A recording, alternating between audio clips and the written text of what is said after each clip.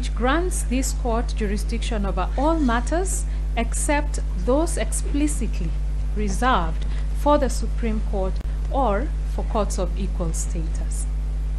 This broad jurisdiction demonstrates a deliberate intention by the drafters of the 2010 Constitution to empower the High Court to address matters not expressly covered in the Constitution, ensuring that no legal issues, including, as what is before us, impeachment proceedings, fall outside the court's purview.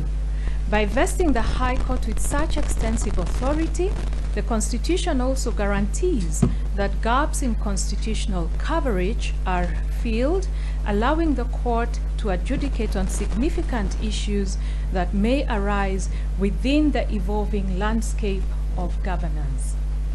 Within this framework, the jurisdiction conferred under Article 165(3) extends to adjudicating any alleged infringement of the Bill of Rights and interpreting the Constitution. In this context, Article 165(3)(d) Roman 2 expressly grants the High Court the authority to determine whether any act purporting to have been done under the authority of the Constitution or any law is inconsistent with or in contravention of the Constitution. This reinforces the High Court's pivotal role as the guardian of constitutional integrity, ensuring that all actions by state organs or individuals are in full compliance with constitutional dictates. A closer examination of the Constitution confirms that the drafters expressly intended to exclude the High Court from hearing appeals related to tribunals established under Article 144.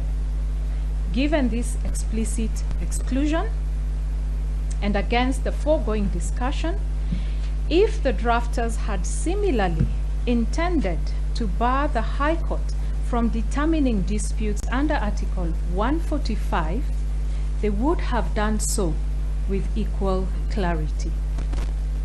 Nothing would have been simpler, in our view, than to expressly exclude such jurisdiction in the same manner.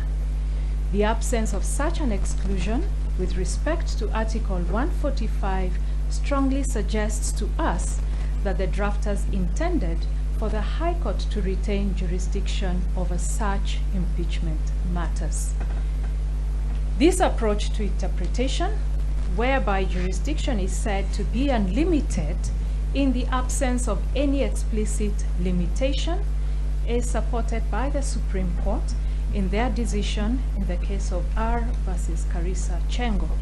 The Supreme Court noted as follows, we quote, "The limits of this authority are imposed by the statutes, charter, or commission under which the court is constituted and may be extended or restricted by like means."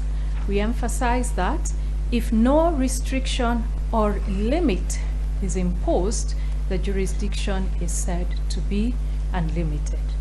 The petition goes further, but that is the emphasis statement. It is undisputed that the impeachment of the Deputy President is a constitutional process outlined in Article 145 of the Constitution. The authority to determine whether the merits and procedures of such an impeachment process align with constitutional requirements therefore falls squarely within the jurisdiction of the High Court as provided for under Article 165(3)(2). The role of the courts in an impeachment process was reiterated by the Supreme Court in the case of Sonko versus Clark County Assembly of Nairobi. That is another quotation that we have reproduced in our ruling when you get to read it. The court went on to state